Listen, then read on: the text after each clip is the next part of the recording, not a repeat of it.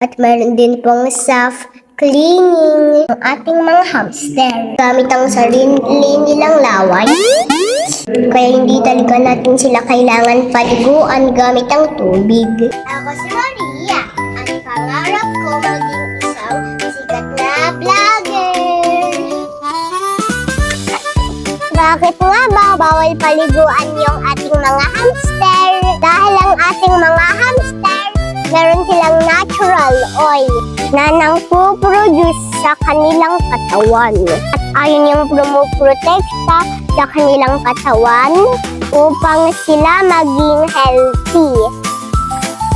Ito yung pangsangga nila sa kanilang mga bakterya at sakit na pwede dumapo sa kanila. Kaya imagine kung papaliguan natin yung ating mga hamster, is mawawala ang kanilang natural oil sa kanilang katawan na pwede pagmulan ng stress na pagkakasakit ang ating mga hamster.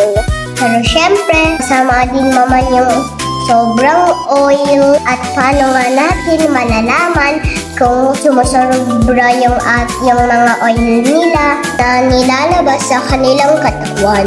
Napapansin mo sa hamster para silang pawis or masa. Ayun po yung natural oil na nilalabas nila sa kanilang katawan. Kaya meron po tayong sunbath na pinupulbray sa ating mga alagang mga hamster para mabawasan yung mga sobrang oil sa kanilang mga balahibo.